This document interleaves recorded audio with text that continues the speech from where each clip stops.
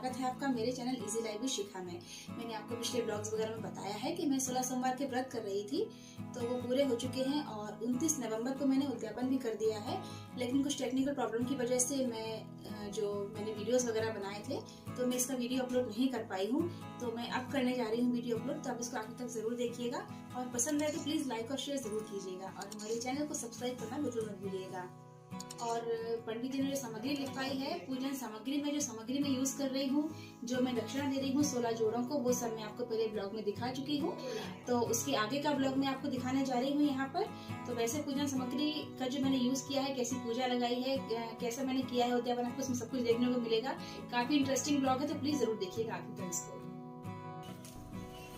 तो दोस्तों यहाँ पर पंडित जी आ चुके हैं और पूजन की तैयारी हो रही है, साथ साथ मैं भी तैयारी करवा रही हूँ। और दोस्तों मैंने ऐसा कुछ सोचा नहीं था कि मैं 16 सोमवार के व्रत करूँगी। मैं बस अपने चैनल के लिए वीडियो बना रही थी 16 सोमवार की पूजा का और व्रत कथा का। तो बस मुझे व्रत कथा पढ़ते पढ़ते ही ऐसा लग गया कि मुझे भी व्रत करना है और मैंने स्टार्ट कर दिए।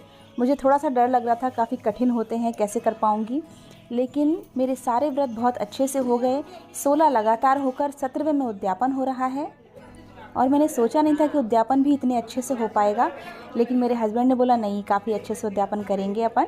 तो बस अब जो भी उद्यापन में हो रहा है वो सब आपके सामने है। और मैं इतनी खुश थी उस दिन कि मैं सुबह से घर में क्या चल रहा है, क्या तैयारी चल रही है, मैं सारी वीडियोस बनाना ही भूल गई, बस तैयारी में लगी रही और मुझे कुछ भी याद नहीं रहा कि मैं शूटिंग करूं, ब्लॉग बनाऊं सुबह से। तो बस पूजन की तैयारी से मैंने ब्लॉग बनाना स्टार्ट किया है। तो ये देखिए पंडित जी ने बालू के शिवलिंग बनवाए हैं, मेरे से ही बनवाए हैं, जैसे मैं हर हफ्ते बनाती थी पूजा में। तो उन्होंने बोला वैसे ही बनाना है, तो बस उनके ऊपर पंडित जी ने बेलपत्र वगैरह चढ़वाए। तो मैं हर हफ्ते बेलपत्र के ऊपर राम राम लिखकर चढ़ाती थी, तो वैसे ही चढ़वाए हैं उन्होंने। रुद्राभिषेक भी करवाया था, तो मैंने वीडियो शूट किया था मगर वो गलती से डिलीट हो गया क्योंकि काफ़ी टाइम हो गया है मुझे अपलोड करने में। और वैसे भी रुद्राभिषेक के लिए पंडित जी को ही बुलाया जाता है, तो वो करवा देते हैं सारी तैयारी, हमको कुछ नहीं करना होता है, बस पूजन सामग्री अरेंज करनी होती है।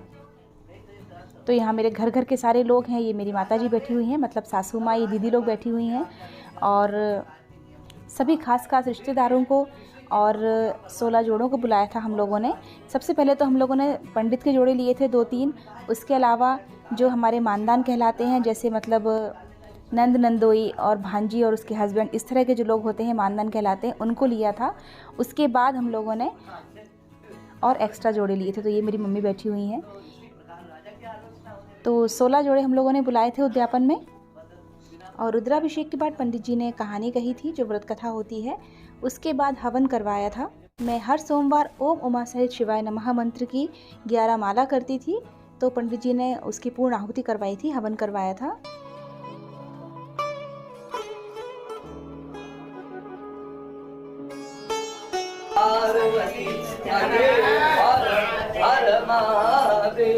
ओम नमः शिवाय नमः, ओम नमः शिवाय। पीतकुण्डलं सपीतवस्त्रं शशिसुवेक्षणं सहा ओम भुवस्वाहा इदमाग्नये नमः, ओम भूर्भुवस्वाहा इदमाग्नये नमः, ओम गणपतये स्वाहा, ओम पंचलोकपालाय स्वाहा।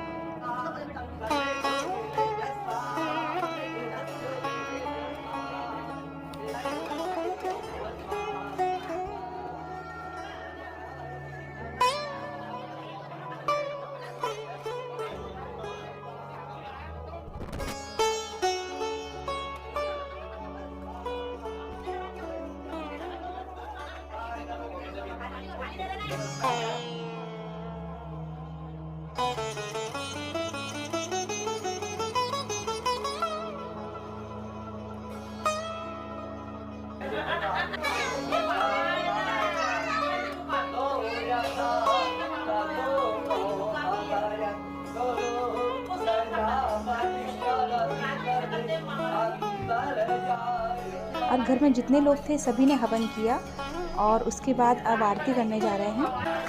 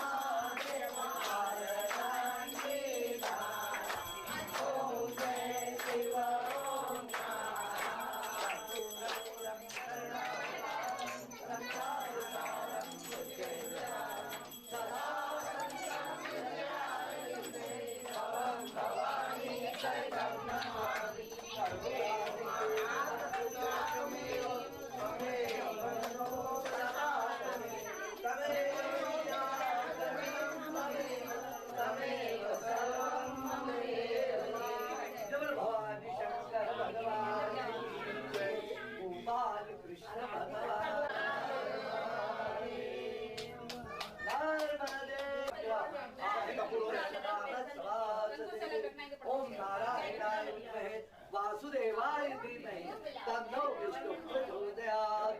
ओम एकदन्ताय विद्महे वक्रतुण्डाय धीमहि तन्नो दन्तिः प्रचोदयात्। काचानामि क्षम्यता। आरती देने के बाद सबको आरती दे दी है और अब पंडित जी ने बोला है कि जो चूरमे का प्रसाद बनवाया है उसके 3 हिस्से कर दो। तो एक हिस्सा पंडित जी ले जाएंगे और बाकी जो 2 हिस्से बचेंगे उसमें से सबको बांट देना, घर में भी सब लोग खा लेना, ऐसा उन्होंने बोला था। तो जैसा पंडित जी ने बोला वैसा ही किया था, तो उनका हिस्सा मैं निकाल रही हूँ। हम लोगों ने 5.25 किलो गेहूं के आटे का चूरमा बनाया था। तो जो लोग आए थे घर में, जिनको बुलाया था, सबको प्रसाद दिया था। जोड़े आए थे उनको भी छोटी छोटी पॉलीथीन में पैक करके दिया था प्रसाद हम लोगों ने। तो बस पूजा हो गई है और उसके बाद पंडित जी की जो दक्षिणा थी वो दे दी और जो खाना बनवाया था भोजन सबके लिए वो 3 जगह भोग लगाया था। एक तो मंदिर में, एक भोलेनाथ के वहाँ जहाँ पूजा हुई थी और एक पितरों को भोग लगवाया था। पंडित जी ने 3 थालियाँ तैयार करवाई थी सबसे पहले और पंडित जी ने खाना नहीं खाया था तो उनको टिफ़िन पैक करके दे दिया था। तो बस सभी को भोग लगने के बाद अब आगे की कार्यवाही हो रही है। तो उस तरफ ये होता है हमारे यहाँ कि जो कथा या इस तरह का पूजन करवाता है, मतलब जो लोग कथा या पूजन में बैठते हैं उनके लिए और अगर हो सके तो पूरे परिवार के लिए लड़की के मायके से या फिर ससुराल के भी जो लोग जो बड़े हैं वो कपड़े लाते हैं। तो इधर ऐसा ही है। तो मेरी मम्मी लाई हैं कपड़े, तो ये मेरी भाभी हैं, सबको दे रही हैं। ये मेरी सासू माँ हैं। मेरे ससुराल में हम लोग सबसे छोटे हैं, सभी लोग हम लोगों से बड़े हैं, तो सब लोग हम लोगों के लिए कपड़े लेकर आए थे, हम सभी के लिए।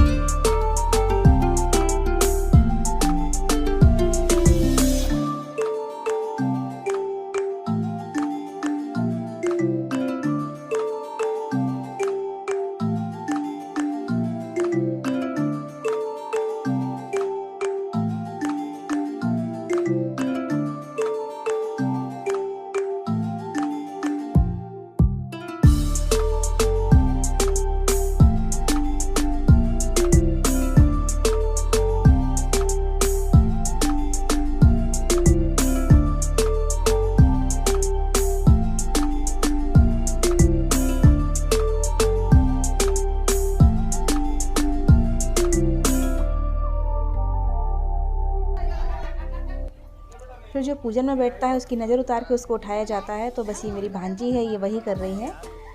और हम लोगों ने बुलाया था ढोल वाला, तो अब सब जा रहे हैं बाहर मस्ती करने।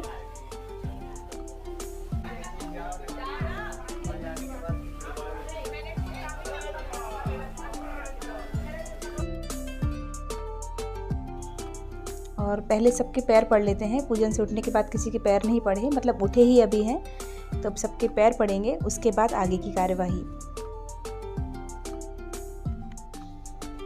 इतने अच्छे से पूजा हो गई और इतना अच्छा लग रहा था, बिना किसी विघ्न के सारे काम हो गए। बहुत ही बढ़िया, मतलब जैसा मैंने सोचा नहीं था मेरा उद्यापन वैसा हुआ। बहुत खुशी हुई, बहुत अच्छा लग रहा था। एक अलग ही रौनक सी थी घर में, बहुत चहल पहल, बहुत अच्छा लग रहा था। पूजा की तो खुशी थी ही, बहुत अच्छी हो गई, लेकिन साथ में बहुत मज़ा आया, सबने खूब एंजॉय किया। ये मेरी मदर इन लॉ है डांस करती हुई।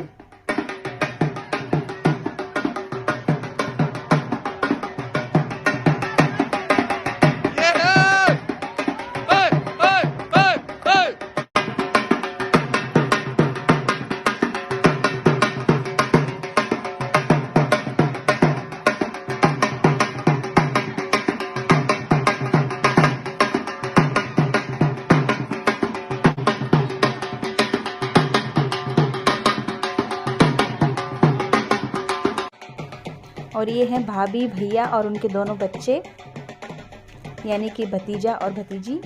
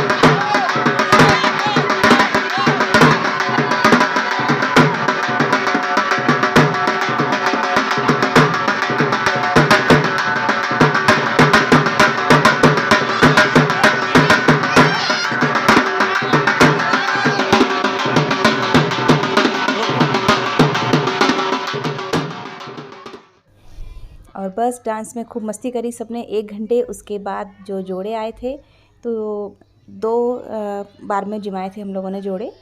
पहले मानदानों और पंडितों को बिठा दिया था क्योंकि सब लोग एक साथ आ भी नहीं पाते हैं, जिसको जैसा टाइम सूट करता है। कोई ऑफिस से आ रहा है, कोई किसी वजह से लेट हो गया, तो थोड़ा सा आगे पीछे हो ही जाता है टाइम सबका। और खाने में हम लोगों ने बनवाया था दाल बाफले, कढ़ी, गट्टे की सब्ज़ी और चूरमे के लड्डू, पुलाव और सलाद वगैरह।